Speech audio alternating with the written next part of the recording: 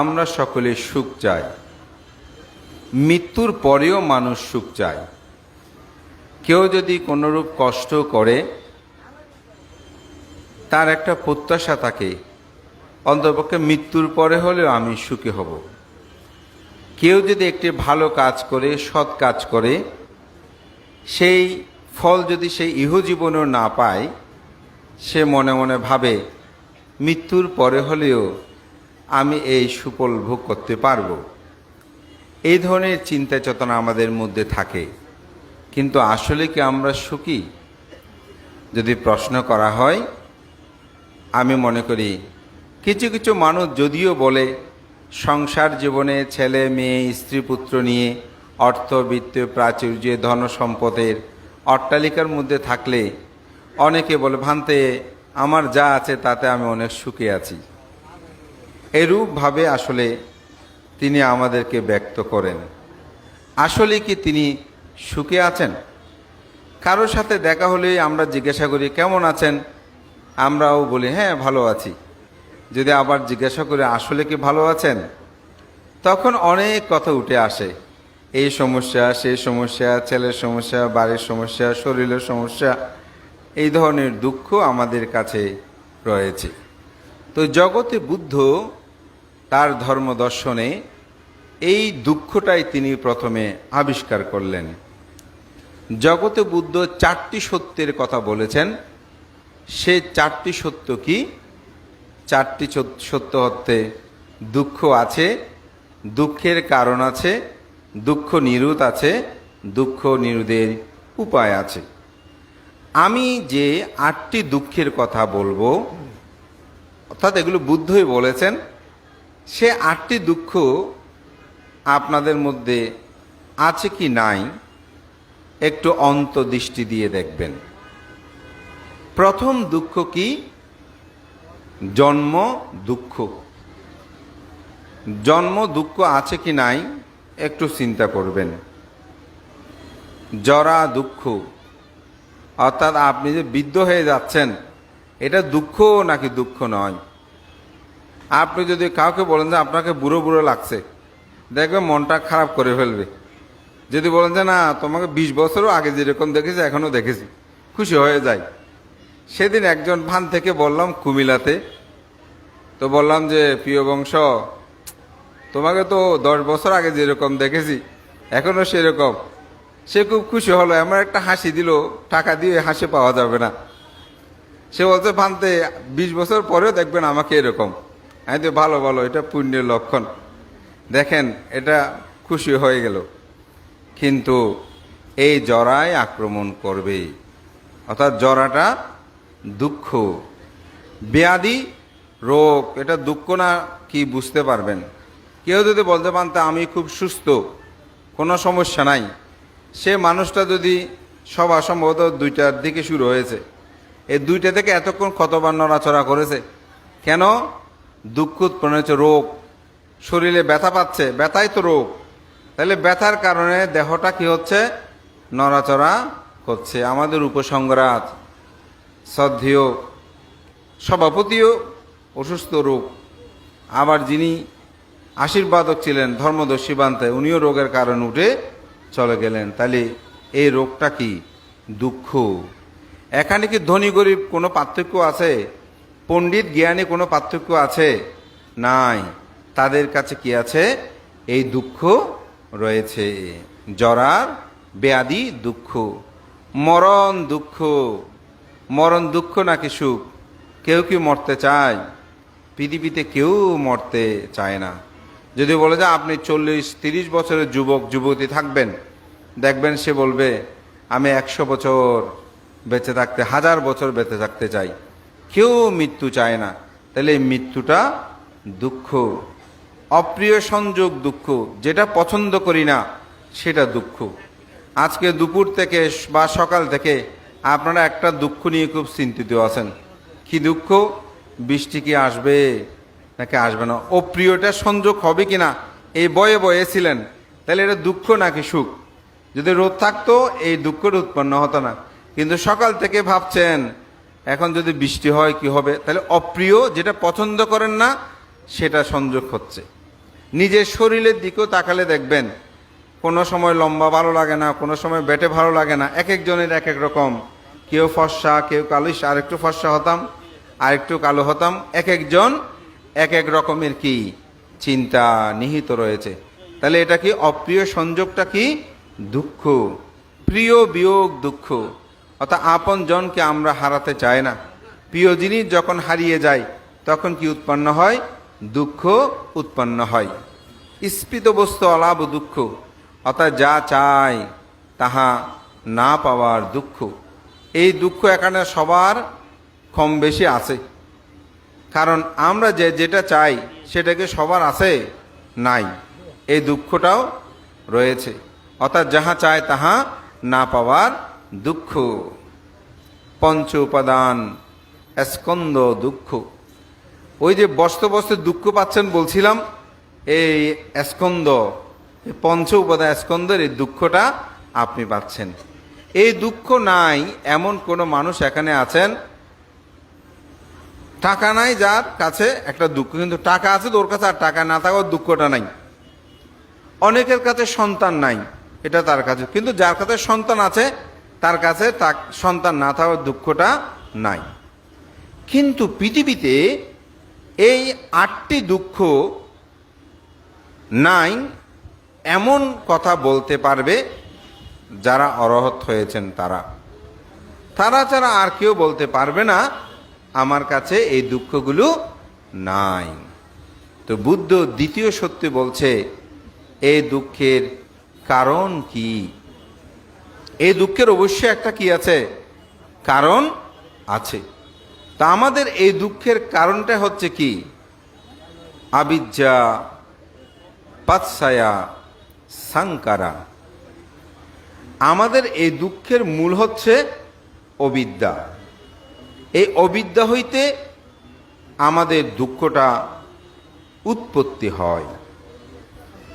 অবিদ্যা যেখানে থাকবে সেখানেই দুঃখটা উৎপন্ন হবে।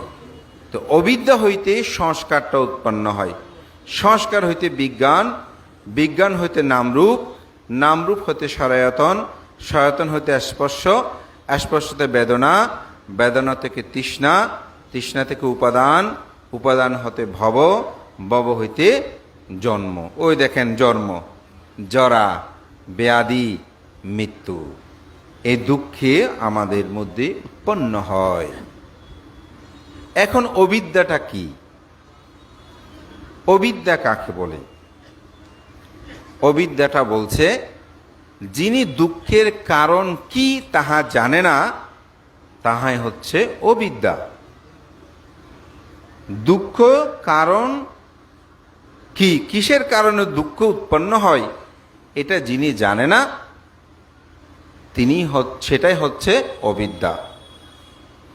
দুঃখ নিরোধের কারণ যিনি জানে না সেটাই হচ্ছে অবিদ্যা। দুঃখ নিরোধের উপায় মানে মার্গ যিনি জানে না সেটাই হচ্ছে অবিদ্যা।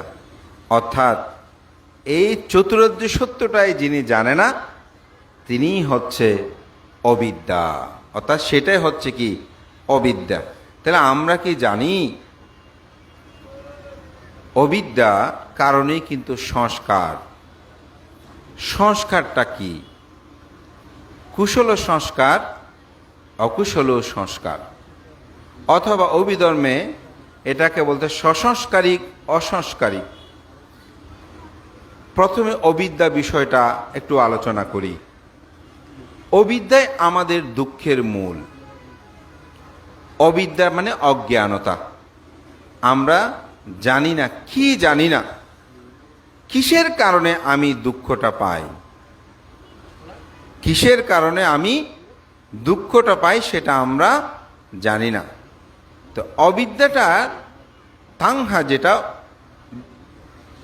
ধর্মচক্র প্রবর্তন সূত্রে, সেখানে অবিদ্যা শব্দটা ব্যবহার না করে বুদ্ধ সেখানে বলেছেন কামা তাংহা, ভাব তাংহা, বিভাব তাংহা। কাম তৃষ্ণা, ভব তৃষ্ণা, বিভাব তৃষ্ণা। এই তৃষ্ণাগুলি হচ্ছে কি অবিদ্যা।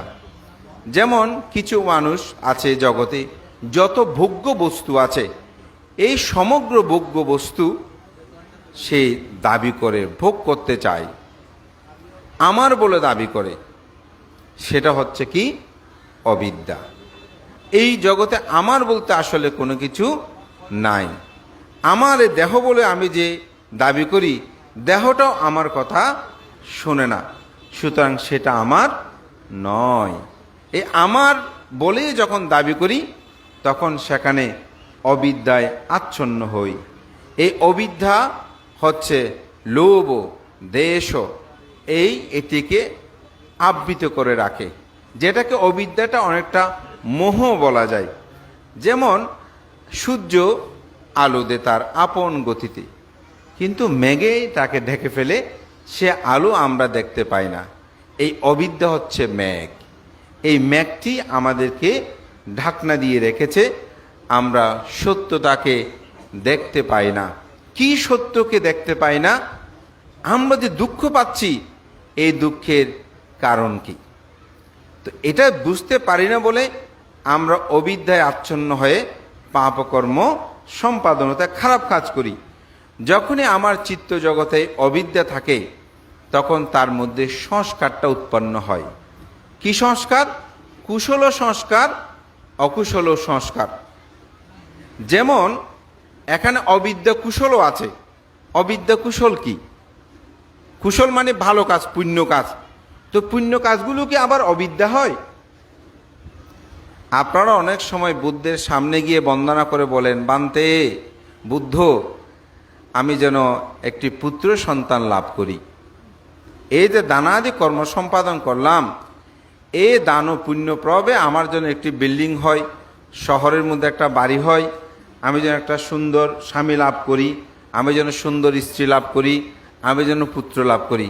তাহলে পুণ্যকর্ম সম্পাদন করে আপনি এরকম প্রার্থনা করেন না?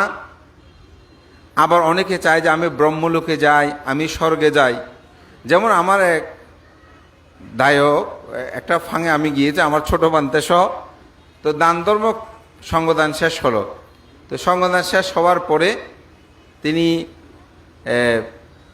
দানীয় দ্রব্যগুলো গছিয়ে দিচ্ছে।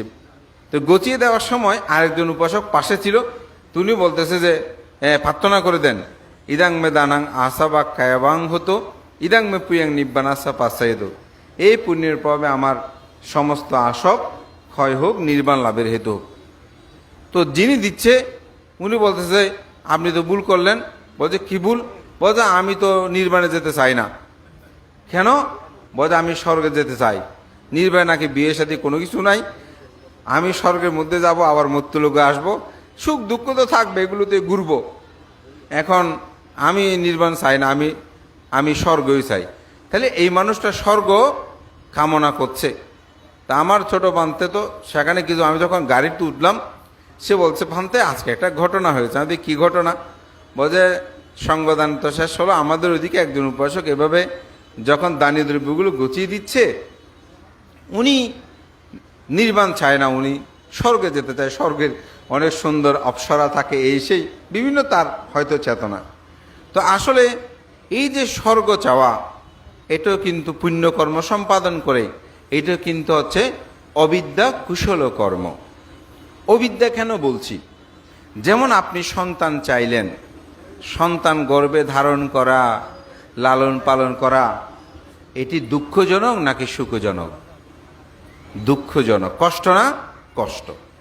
আচ্ছা, এই সন্তান যদি চোর হয়ে যায়, ডাকাত হয়ে যায়, সে যদি মা বাবার, আমরা যেটা বলি কান কাটে জাতি ধর্মের, এই ছেলে যদি মা বাবাকে আঘাত করে, খুন করেও নাই, তাহলে আপনি যে প্রার্থনাটা করেছিলেন, সেই প্রার্থনাটা পুণ্য দিয়ে করেছেন, তাহলে পুণ্য আপনাকে যে ফলটি দিয়েছে, সে ফলটা তো দুঃখজনক হতে পারে না, কিন্তু সেটা দুঃখজনক। তো বুদ্ধের প্রত্যেকটি কুশল কর্ম তো সুখময় হওয়ার কথা, কিন্তু সেখানে কেন দুঃখ হচ্ছে? এটা হচ্ছে কুশল অবিদ্যা। এটা হচ্ছে কি? অন্তর কামনা করলেন যে আমি আবার এই মায়ের গর্ভে আসতে চাই, এ ধরনের হয় না? তাহলে মায়ের গর্ভে যখন উৎপন্ন হবেন, তখন কেমন আপনি সুখ অনুভব করবেন আপনি একটু বলুন তো। সাধারণত এই লকডাউন বলেন অথবা দরজা বেঁধে বেঁধে থাকা কত কষ্টকর, সে জায়গায় মায়ের গর্ভে যখন আমরা ছিলাম ওখানে কেমন অবস্থায় ছিলাম। তাহলে আমি যখন জন্মান্তর প্রার্থনা করলাম, তাহলে জন্মান্তর প্রার্থনায় আমি কি লাভ করলাম? একটা কঠিন চিবর দান অনুষ্ঠান, সেখানে একটা বিহারে একজনে একটা গ্রিল আর একটা বুদ্ধমুক্তি দান করেছে, আরেকজনে শুধুমাত্র একটা বুদ্ধমুক্তি দান করেছে। এখন উপস্থাপক বলার সময় দুর্ভাগ্যক্রমে যিনি একটা বুদ্ধমুক্তি দান করেছে তার বেলায় বলে ফেলছে যে উনি গ্রিল আর বুদ্ধমুক্তি দান করেছে, আর যিনি গ্রিল আর বুদ্ধমুক্তি দান করলো তার বেলায় বলে ফেলছে তিনি একটা বুদ্ধমুক্তি দান করেছে। তো লোকটা সবার মধ্যে বসা ছিল, উনি হঠাৎ করে দৌড়ে এসে উপস্থাপককে হাত দিয়ে এমন ধাক্কা দিলেন, একেবারে উত্তেজিত হয়ে তিনি স্ট্রোক করতে মনে হয়, ওনাকে ধরে নিয়ে গিয়ে বসে আপনার ওই যে অসুস্থ হলে একটু শ্বাস নেওয়ার জন্য যেটা হেইনকিলার না কি বলে ওইটা, হ্যাঁ দেখি ওইটা দিয়েছে, আর পিঠে আর বুকে ওনাকে মালিশ করতেছে। আমি তার ঠিক 2-1 মিনিট আগে আসলে সভামঞ্চে গিয়ে বসেছি সেখানে অনুষ্ঠানে। আমি অনেকটা সম্ভবত সেই জায়গাটায় নতুন, আমি নামটাম বলছি না। তো এখন ওনাকে ধরে নিয়ে যাচ্ছে, যাই হোক এটা একটা সমাধান হয়ে গেল। তা আমি বসে বসে ভাবছিলাম, মানুষ দান করে সুখ পায়, দান করে সুখ পায় না, কিন্তু উনি দান করে কেন দুঃখ পেল? কারণ উনি যে পুণ্যকর্মটা করেছে এটা হচ্ছে অবিদ্যা কুশল কর্ম। এটা কোন কর্ম? অবিদ্যা কুশল কর্ম। মানতে অবিদ্যা মানে অজ্ঞানতা বলি, কুশল তো ভালো কাজ, ভালো কাজ কেন অবিদ্যা হবে? স্বাভাবিক প্রশ্ন আসতে পারে। যেই কুশল কর্ম সম্পাদন করলে আপনি দুঃখও পাবেন সেটা হচ্ছে অবিদ্যা কুশল, এটা হচ্ছে অবিদ্যা কুশল। এই অবিদ্যা কুশল এটাও কিন্তু সংস্কার, ওই যে আবার উৎপন্ন হবেন আপনি। তো বুদ্ধ বলছেন কোনটা অবিদ্যা মুক্ত কুশল হবে? আপনারা যখন পুণ্যকর্ম শেষ করে বলেন ইদাং মে পুয়াং আসাবাক খায়া বাহাং হতো, ইদাং মে পুয়াং নিব্বানাসা পাচ্ছায়ু হতো, এই পুণ্যের প্রভাবে আমার নির্বাণ লাভের হেতু হোক, সমস্ত আসব ক্ষয় হোক। এই চেতনা করে যে কুশলাদি কর্ম সম্পাদন করবেন এটা হবে কুশল কর্ম, এটা অবিদ্যা কুশল কর্ম হবে না। এজন্য যখন আপনি কুশল করবেন আবার প্রাণী হত্যা করলেন সেটা কিন্তু অবিদ্যা অকুশল কর্ম, এটাও আপনাকে কি করবে? সংস্কার হবে। অর্থাৎ সেই অবিদ্যার কারণে সংস্কারগুলো উৎপন্ন হয়। যেমন আপনি কামনা করলেন যে আমি একটা বিল্ডিং চাই, তাহলে বিল্ডিংটা চাওয়াতে গিয়ে মনের মধ্যে একটা চেতনা উৎপন্ন হয়েছে, সংস্কার উৎপন্ন হয়েছে না, এরকম একটা বিল্ডিং আমি চাই, এই সংস্কারটা লালন করছেন। তাহলে এটা লালন করতে গিয়ে সংস্কার হতে কি উৎপন্ন হয়েছে? সংস্কার হতে বিয়ানা, বিজ্ঞান, চিত্ত, চেতনা, হৃদয়, অন্তঃকরণ, হার্ট, এগুলো একাত্মবোধক শব্দ। তো সংস্কার হতে কি উৎপন্ন হয়েছে? আপনার মধ্যে বিজ্ঞান উৎপন্ন হয়েছে, অর্থাৎ চেতনা উৎপন্ন হয়েছে। এটা ভালো হতে পারে, ওই অকুশলও হতে পারে, তবে যেটা উৎপন্ন হোক সেটা আপনার জন্য কি দুঃখজনক, কারণ সংস্কারের কারণেই আপনার মধ্যে চেতনা বা বিজ্ঞানটা উৎপন্ন হয়েছে। বিজ্ঞান যখন উৎপন্ন হয়েছে, বিজ্ঞানের কারণেই নামরূপ। নামরূপ কি? নামরূপ যদি বলতে যাই তাহলে বেদনা, সংজ্ঞা, সংস্কার, বিজ্ঞান, এটা হচ্ছে নাম, আর হচ্ছে রূপ। রূপটা সাধারণত চারিভূত ধাতু, অপধাতু, তেজধাতু, বায়ুধাতু, পাঠাবি ধাতু। অর্থাৎ আমার শরীরের মধ্যে, এটা শরীর দিয়ে একটু বুঝাই, যেমন পানি আছে, মাটি আছে, আগুন আছে, বায়ু আছে। বিজ্ঞান মানি চিত্ত, চেতনা। এটি বুঝার জন্য বলছি, বিজ্ঞানের কিন্তু আরও কিছু ব্যাখ্যা আছে, জাস্ট বেশি গভীরে গেলে বুঝে ওঠাটা কঠিন হবে, তাই আমি একটু সাধারণভাবে বলছি। চেতনা বললে, বিজ্ঞান বললে, জানা বললে এটা সহজে বুঝে যাবে। এটা আছে বলে নাম রূপটা কিন্তু উৎপন্ন হয়েছে। যদি চেতনা নাম রূপ উৎপন্ন হবে না। যেমন এটাকে আরো যদি বলি,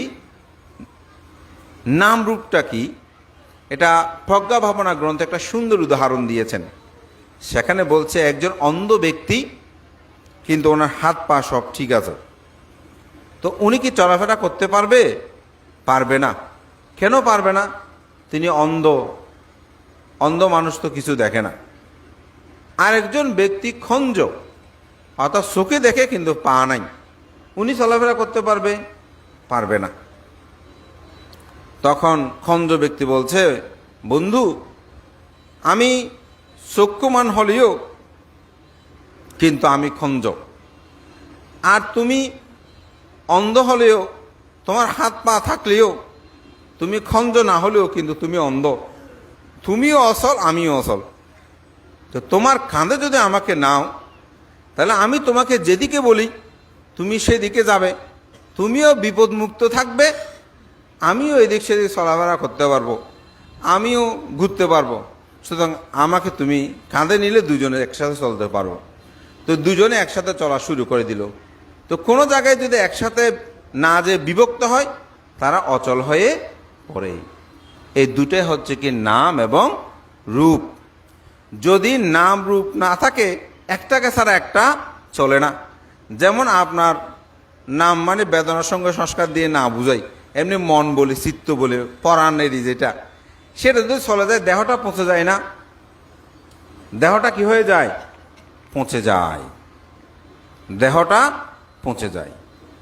আবার যদি দেহটা কেটে ফেলা হয়, তাহলে মনটা কি থাকে?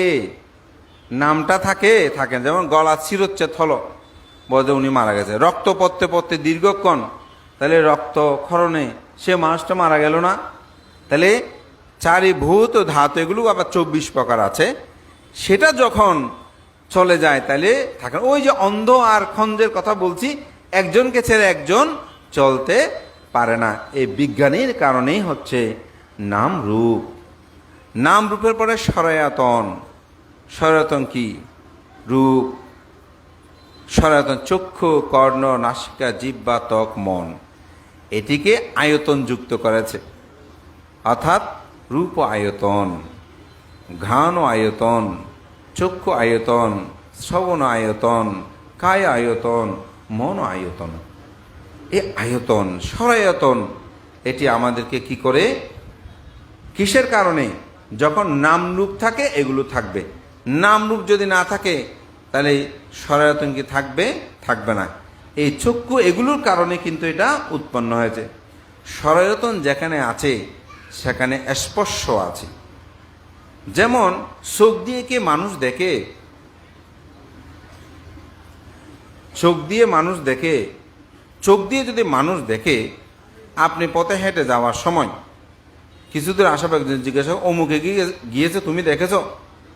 অথচ উনি পাশ দিয়ে চলে গেছে, বলে যে এমনি একটা গেছে, কিন্তু আমি লক্ষ্য করিনি। লক্ষ্য মানিটা কি? সেটা চক্ষু বিজ্ঞান ও ইন্দ্রিয়।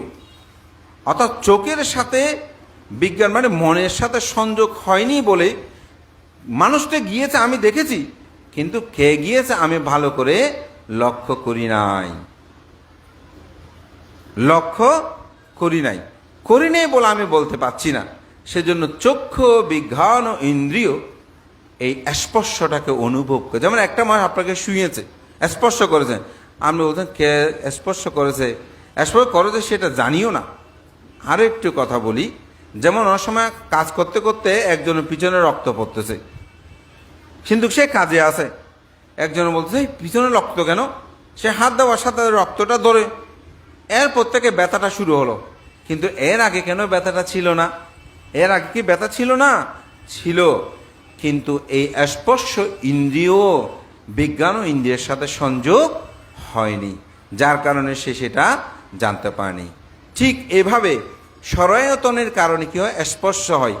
এই স্পর্শ কি? সুখ স্পর্শ, বেদনা, এই ধরনের স্পর্শ হইতে কি হয়? বেদনা। এটি যখন আপনি স্পর্শ করেছেন তখন সেখানে উৎপন্ন হচ্ছে কি সুখ বেদনা, দুঃখ বেদনা। এটা আমার চিত্ত জগতের মধ্যে কি হয়েছে, উৎপন্ন হয়েছে। আর যদি সে বেদনাকে অনুভব না করি তাহলে সেখানেই সেটা কি হয়েছে, নিরুত হয়ে গেছে। যেমন একজনে একটু স্পর্শ করেছে, স্পর্শ যদি সুখ অনুভব না করেন তাহলে দেখবেন দুঃখ উৎপন্ন আর হবে না। এটা কি আর এরকম। আমি যেমন একটা উদাহরণ বলি, একবার আমি স্বয়ং গ্রহণ করছি, ঠিক সে সময় কারেন্ট নাই, ফ্যান চলতেছে না, খুব গরম পড়ছে। তো একজন উপাসক আমাকে এসে বলছে, বানতে বেশি গরম মনে হয়। আয়তে হ্যাঁ উপাসক বেশি গরম। বলতে বানতে বুদ্ধ দীর্ঘ 6 বছর কঠোর সাধনা করেছেন, তিনি কত কষ্ট করেছেন, কত গরম সহ্য করেছেন। আয়তে হ্যাঁ উপাসক আপনি ঠিক বলেছেন। সত্যিকার অর্থে এই উপাসকের কথাটা গরম পড়লে আমি মনে করি, যখনই এই কথাটা মনে করি তখন গরমের লাগে না, একেবারে বলবো না চিত্ত যে এত উন্নত হবে, তুলনামূলক গরম কম লাগে, অস্থির হই না, অস্থির হই না, গরম এটা পড়বে, বুদ্ধ কত কষ্ট করেছেন না, এই কথাটা মনের মধ্যে এনে নি।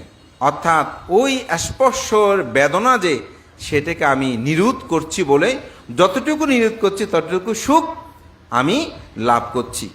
আর যদি না করি, হ্যাঁ কেন গরম লাগছে, অস্থির হয়ে যাবেন, অস্থির হয়ে কি সমাধান হবে, হবে না। তাহলে স্পর্শের কারণে কি হচ্ছে, বেদনা, বেদনার কারণে থাংহা, অর্থাৎ বেদনা যখন সেখানে সুখ বেদনা, দুঃখ বেদনা।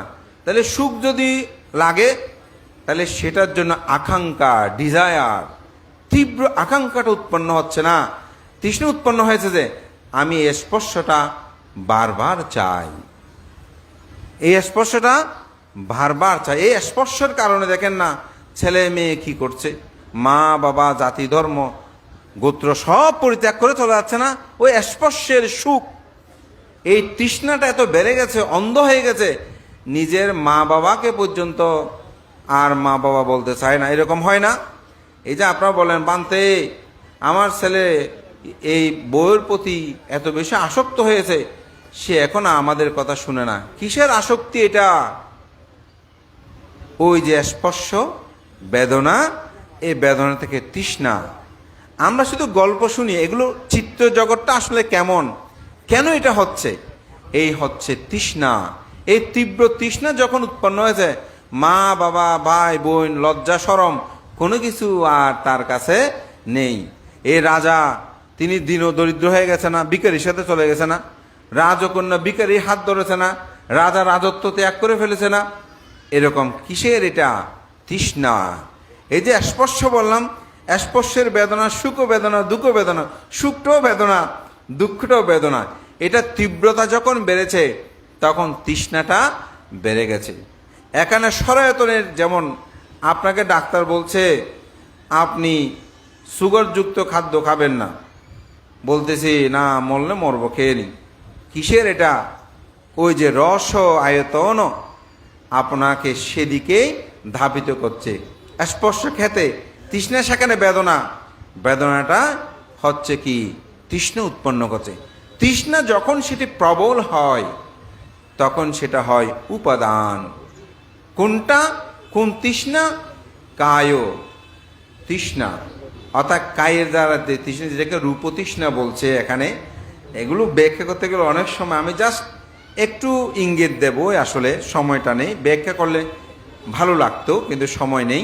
আমাদের শ্রদ্ধেয় ডক্টর জিনু উদীয়মান তো আছেন। সে যে আপনার মধ্যে তৃষ্ণাটা উৎপন্ন হচ্ছে, এই তৃষ্ণাটা যখন তীব্রতা হয় সেটা হচ্ছে বাক্য দ্বারা নয়তো প্রয়োগ করি, নয়তো কায়ের দ্বারা প্রয়োগ করি, তো নয়তো মনে মনে বলি। বান্ধব বাক্য দ্বারা কি, একজন মানুষকে আমার গালি মন্দ করতে ইচ্ছে করছে, ও যখন আমাকে খারাপ কথা বলেছে, তাইলে খারাপ কথা বলাতে আমার কি হয়েছে, মনের মধ্যে দুঃখ উৎপন্ন হয়েছে।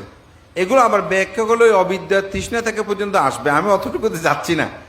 যখনই সে গালিমন্দ করেছে, এখন আমার ইচ্ছা হচ্ছে, তীব্র তৃষ্ণা উৎপন্ন হয়েছে, তাকে আমি গালিমন্দ করব। তাহলে আমি তাকে খারাপ কথা বলতেছি। কি বলতেছি? তুমি অমুক সমুক এসে মন্দ বাক্য করি, গালিমন্দ আমরা করছি। কিসের দ্বারা? বাক্যের দ্বারা। আচ্ছা, সেটা যদি করে ক্ষান্ত না হই হাত দিয়ে মারতে শুরু করেছি। এই দুইটা থেকে যে কোনো একটা উপাদান হচ্ছে। ওই কিসের কারণে? তৃষ্ণা থেকে উপাদান যাচ্ছে। আবার সে মারতেও পারলাম না, মুখেও বলতে পারলাম না, মনে বলতে বলতেছি সে ধ্বংস হোক শেষ হোক, ধ্বংস হোক শেষ হোক, মনে মনে বলছি। হয়তো মনের দ্বারা উপাদানটা উৎপন্ন হচ্ছে, হয়তো কায় দ্বারা, নয়তো বাক্য দ্বারা, নয়তো মন দ্বারা এই উপাদান উৎপন্ন হচ্ছে। বাহ্যিক মানুষ যতই আপনাকে গালিমন্দ করুক, আপনার চিত্ত কম্পিত হবে না। বুদ্ধকে এভাবে এক ব্যক্তি এসে গালিমন্দ করছে। তারা দুই ভাই ছিল, এক ভাই ভিক্ষু হয়ে গেছে, আরেক ভাই ব্যবসা বাণিজ্যের সমস্যা হচ্ছে। সে বলছে বুদ্ধ মায়া দিয়ে আমার ভাইটাকে শেষ করেছে। তো বুদ্ধের কাছে এসে গালিমন্দ করতে শুরু করলো, এ বুদ্ধ, তুমি বড় মায়াবী, সটমি, অমুক সমুক, এই সে, তুমি আমার ভাইকে কেন নিয়ে এসেছো? এটা তো তুমি ঠিক করো নাই। এভাবে গালিমন্দ করছে। তো বুদ্ধ একদম চুপ করে আছে। তো একটা মানুষকে যদি আপনি দীর্ঘক্ষণ গালি দেয়, ওই মানুষ চুপ থাকে, আপনি একসময় ক্লান্ত হয়ে যাবেন না? তো ক্লান্ত হয়ে সে চলে যাচ্ছে। তো বুদ্ধ আবার ডাকছে, বলে যে আপনি একটু এদিকে আসুন। আসছে, এসে আবার গালিমন্দ করতে শুরু করছে। বুদ্ধ একদম চুপ, বলে যে উনি তো আর কিছু বলতে, আবার চলে যাচ্ছে। আবার ডাকছে, বলে যে ওনাকে আমি বললে তো আর বলে না, উনি একটু কি বলতে চাই শুনি। তো আসছে, বুদ্ধকে বলছে। তো বুদ্ধ বলছেন, আপনাকে একটু কথা বলি। আপনি একটা বাড়িতে বেড়াতে গিয়েছেন, আপনার বন্ধুর বাড়িতে। সেখানে আপনার বন্ধু আপনার সাথে আড্ডা করতে করতে অনেকগুলো রান্নাবান্না করালো তার স্ত্রী দিয়ে। যখন একটু রাত হলো, বলে যে বন্ধু, তোমার জন্য অনেক খাবার তৈরি করেছি, তুমি এই খাবারগুলো খেয়ে যাও, দুজনে একসাথে খাবো। তো আপনার বন্ধুটা যদি না খেয়ে চলে যায়, তাহলে কি খাবারগুলো আপনার বন্ধুর হবে নাকি আপনার হবে? বলছে খাবার যেগুলো আমি রান্নাবান্না করেছি আমার বাড়িতেই, বন্ধু যেহেতু আহারটা গ্রহণ করে নাই, সুতরাং আমারই থাকবে। বলছে এতক্ষণ পর্যন্ত আপনি যে গালিমন্দগুলো করেছেন, আমি কিন্তু তার কোনোটাই গ্রহণ করি নাই, ওই রান্নাবান্নার মতো। তখন তার চৈতন্য উদয় হলো, সত্যিই তো আমি এতক্ষণ বকাঝকা করলাম, এই মানুষের চোখে মুখে আমি কোনোরূপ রাগ দেখলাম না, আমাকেও একটিও মন্দ কথা বলল না। তখন তিনি বুদ্ধ ধর্ম সঙ্গের শরণ গ্রহণ করলেন। তো সেজন্যই বলছি, ঢোলটা যখন ফাটা থাকবে, আপনি কাঠি দিয়ে যতই আঘাত করেন, এই ঢোল শব্দ হবে না। ঠিক আপনার চিত্তটা যদি আপনি বিশুদ্ধ রাখেন, যত মানুষে যত মন্দ কথা বলবে বলুক, দেখবেন আপনার চিত্তটা কম্পিত হবে না, আপনার চিত্তের মধ্যে সংস্কার হবে না। এজন্যই বলছে, অবিদ্যা যদি নিরুদ্ধ হয়, সংস্কার নিরুদ্ধ হবে। সংস্কার নিরুদ্ধ হলে বিজ্ঞান নিরুদ্ধ হবে। বিজ্ঞান নিরুদ্ধ হলে নামরূপ নিরুদ্ধ হবে। নামরূপ নিরুদ্ধ হলে সরায়তন নিরুদ্ধ হবে। সরায়তন নিরুদ্ধ হলে স্পর্শ নিরুদ্ধ হবে। স্পর্শ নিরুদ্ধ হলে বেদনা নিরুদ্ধ হবে। বেদনা নিরুদ্ধ হলে উপাদান নিরুদ্ধ হবে। উপাদান নিরুদ্ধ হলে ভব নিরুদ্ধ হবে। ভব নিরুদ্ধ হলে জন্ম নিরুদ্ধ হবে। জন্ম নিরুদ্ধ হলে দুঃখ দোমনস্য সমস্ত কিছু নিরুদ্ধ হবে। আপনি তখন নির্বাণ সাক্ষাৎ করবেন। ধর্মপ্রাণ প্রিয় উপাসক উপাসিকা বিন্দু, দুঃখ থেকে মুক্তি লাভ করতে মূলত এটাই বুদ্ধের একমাত্র পন্থা।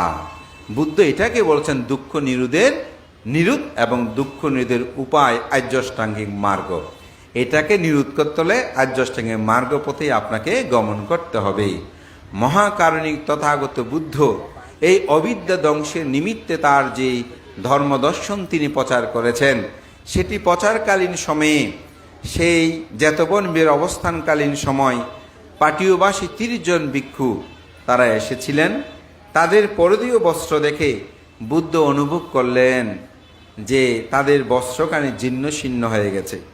তখন বুদ্ধ সেখানে আইন প্রজ্ঞাপন করলেন, যে ভিক্ষু 3 মাস যথাযথভাবে বিনয়ানুকূলভাবে বর্ষাপ উদযাপন করবে, যে ভিক্ষু প্রবারণা কর্ম সম্পাদন করবে, তিনি কঠিন চিবর আশ্রণ করতে পারবেন।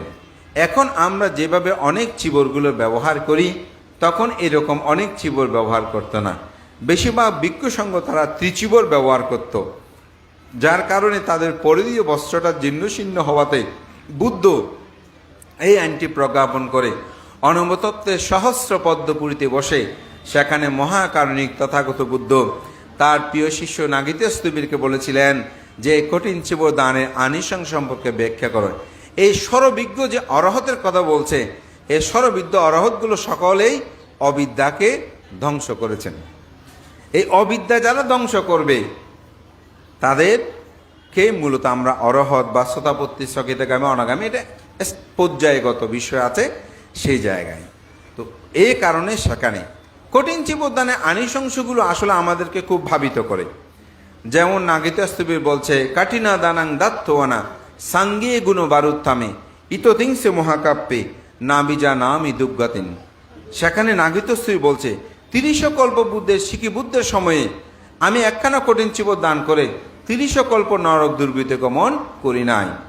বুদ্ধ বলছেন ইয়বাতা সাব্বা দানানি এক বস্ত্র শতাং দাদে একাস্যা কাঠিন দানাস্যা কালাং নাঘ্যন্তে সোলাসিন। কোনো ব্যক্তি যদি শতবর্ষ ব্যাপী তিনি দানাদি কর্ম সম্পাদন করে বিবিধ দানীয় দ্রব্য, তথাপি একখানা কঠিন চিবর দানের ১৬ ভাগের ১ ভাগ হবে না। এবং যে গাথাটি আমাকে ব্যক্তি জীবন ভাবিত করেছে সেখানে বলছে বুদ্ধ পাচ্ছেকা বুদ্ধ সাবাকা সাবি সাব্বাসো এতে না আজ্ঞা দান এ না পাত্থাতে আমাতাং পাদাং।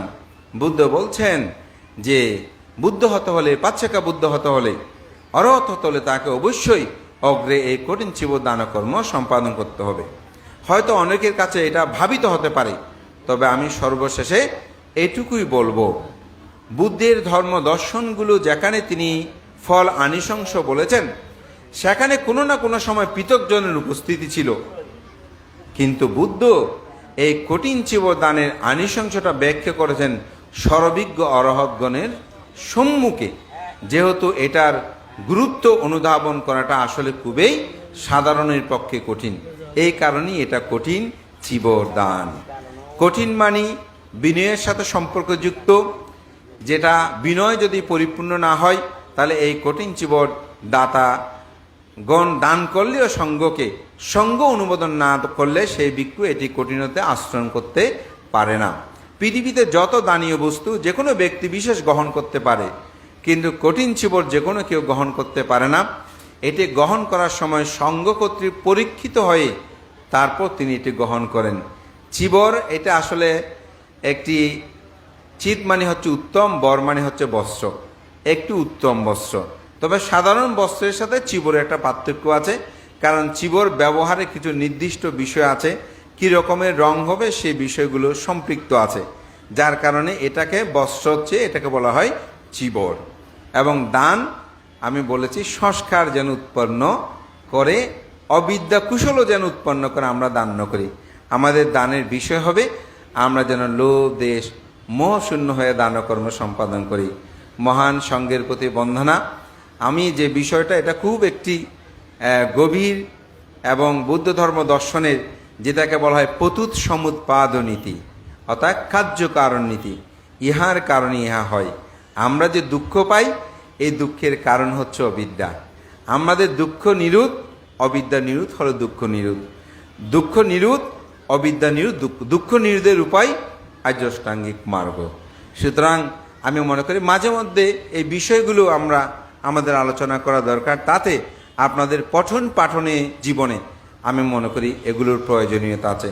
সবার কাছে আহ্বান থাকবে, আপনারা শুধু মাত্র দান করলাম শীল এই বিষয়গুলোর সাথে সাথে আপনারা বুদ্ধ ধর্মের গভীর বিষয়গুলোকে উপলব্ধি করতে চেষ্টা করবেন। তখন দেখা যাবে আপনার যে কোনো সমস্যা আপনি মানসিকভাবে সেটাকে অপনোদন করতে পারবেন, নিরোধ করতে পারবেন। ও এটা তো আমার অবিদ্যা, এটা তো আমার তৃষ্ণা, এটা তো আমার দুঃখ।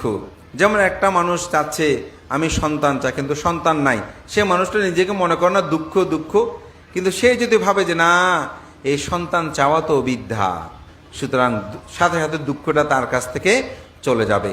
এটাকে বলা হয় প্রায়োগিক ধর্ম।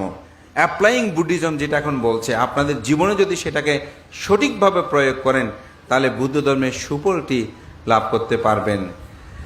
বাঁশখালী জ্ঞানোদয় বিহারের সকল দায়ী দায়িক উপাসক উপাসকের প্রতি আমি কৃতজ্ঞতা ধন্যবাদ জানাই। আপনাদের